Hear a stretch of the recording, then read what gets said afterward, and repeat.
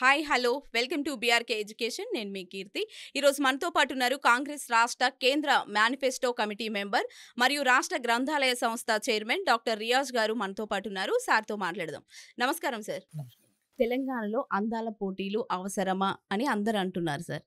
ఈ అందాల పోటీల వల్ల రాష్ట్రానికి లాభమా నష్టమా అని చాలా మంది ప్రశ్నిస్తున్నారు. మీరేమంటారు సార్? కీర్తి గారు, మీరు దాన్ని అందాల పోటీ అంటున్నారు. నేనేమంటున్నానంటే మహిళా ఆత్మగౌరవం, మహిళల్లో ఉండే సృజనాత్మకత, మహిళల్లో ఉండే విశ్వసనీయత, మహిళలకు సంబంధించిన ఒక గంభీరత ప్రపంచానికి చాటి చెప్పే సందర్భం అంటాను. ఒక మహాకవి చెప్పినట్టుగా ఆకాశంలో సగం మీరు సగం మేము, అనంత కోటి నక్షత్రాల్లో సగం మీరు సగం మేము, అభివృద్ధిలో మాత్రం మొత్తం మీరేనా అని ప్రశ్నించే సందర్భంలో మహిళల్లో గొప్ప హృదయం ఉంటుంది, దానికి స్పందనలు ఇవ్వాలి. మహిళలకు గొప్ప మేధస్సు ఉంటుంది, దానికి ఆలోచనలు ఇవ్వాలి. మహిళలకు గొప్ప అవసరం ఉంటుంది, దానికి ఆర్థిక అవసరాలను తీర్చాలని చలం చెప్తాడు. ఆ నేపథ్యంలోనే మహిళల్లో ఆత్మవిశ్వాసాన్ని నింపడం కోసం, మహిళలకు సంబంధించిన ఆత్మగౌరవాన్ని ప్రపంచానికి చాటి చెప్పడం కోసమే తెలంగాణ వేదికగా ఈ పోటీని ప్రభుత్వం నిర్వహిస్తుంది. మీకు ఒక విషయం చెప్పాలనుకుంటున్నాను. అదేంటంటే తెలంగాణ భౌగోళిక స్వరూపమే మహిళల ఎంపవర్మెంట్ నిదర్శనం. ఒకప్పుడు సమ్మక్క సారలక్క పోరాటాల నిలయం ఇది. రుద్రమాదేవి వీర పోరాటాలకి ఇది వీరోచిత గడ్డగా ఉంది. చాకలైలమ్మ ధీరత్వానికి ఈ ప్రాంతం నిలవగా ఉంది. తెలంగాణ రాష్ట్ర సాధనలో కూడా మహిళా పాత్ర అద్వితీయమైంది.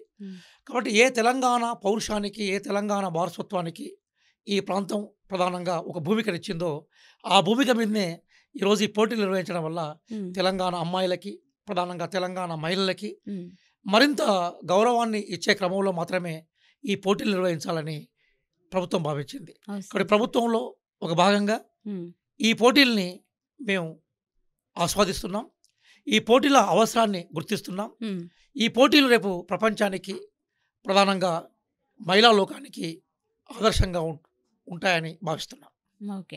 అయితే ఇప్పుడు ఓకే సార్, అంతవరకు ఓకే. అంటే ఇప్పుడు మనకు తెలంగాణ ఆడపడుచులతో వాళ్ళ కాళ్ళు కడిగించి తుడిపించడం ఏంటి అంటే, మన తెలంగాణ ఆడపడుచులను అంటే మన రాష్ట్ర ఆడపడుచులను మామూలుగా వాళ్ళని ఏమంటారు, కించపరిచినట్టే కదా సార్? కీర్తి గారు, ఉదయం నుంచి ఒక చిన్న వీడియోను వైరల్ చేస్తూ బీఆర్ఎస్ ఇలియాస్ టీఆర్ఎస్ శునకానందాన్ని పొందుతుంది. విషయం ఏంటంటే, నేను ఈ మహిళలకు సంబంధించిన ఈవెంట్స్ వరంగల్లో జరిగినప్పుడు ప్రత్యక్ష సాక్షిగా అక్కడ ఉన్నాను.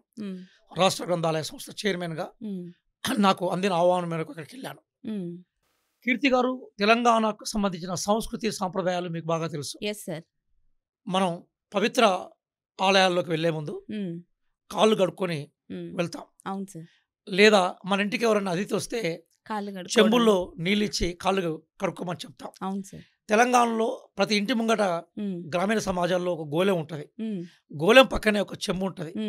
ఆ చెంబు ఇస్తే ఆ నీళ్లు అయినా గోలెం ఉన్నా చెంబులో నీళ్ళు ఇస్తాం మనం. అది మన సాంప్రదాయం.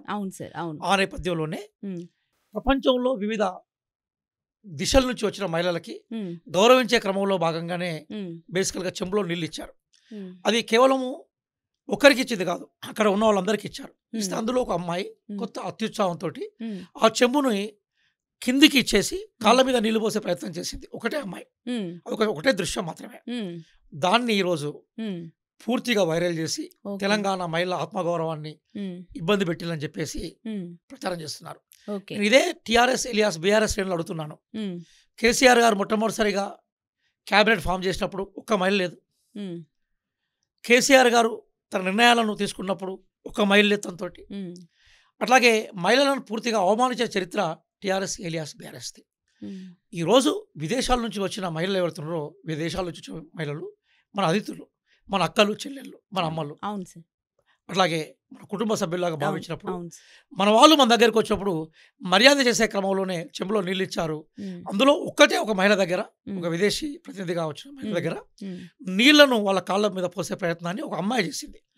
ఆమె అత్యుత్సాహంతో చేయొచ్చు, లేదా అవగాహన లేమితో చేయొచ్చు. దాన్ని మనం ఒక గౌరవంగా మన దగ్గరికి వచ్చిన అతిథులను మనం గౌరవించే సంస్కృతి సాంప్రదాయాల్లో భాగంగా చూడాలి తప్ప రంధ్రాన్వేషణ చేసి ఆ మహిళ ఏదో నేరం చేసినట్టుగా, తెలంగాణ సమాజాన్ని బేసికల్గా మనం అవమానపరిచినట్టుగా చెప్పే కుహన మనస్తత్వం ఏదైతుందో అది సరైనది కాదు. హ్మ్. మీరు ఇప్పటికీ నేను కీర్తి గారు మీరు విజువల్ వేయండి, ఓకే. మనం చూద్దాం. ఓకే. ఆ విజువల్‌లో చాలా క్లియర్‌గా మిగతా మహిళలందరూ వాళ్ళకిచ్చిన నీళ్లను వాళ్ళే కడుక్కున్నారు. హ్మ్. ఒక మహిళ కూర్చున్నప్పుడు ఆ మహిళ దగ్గర చెంబుని కొంచెం కిందికి వంచి పోసినట్టు కనబడుతుంటుంది. హ్మ్.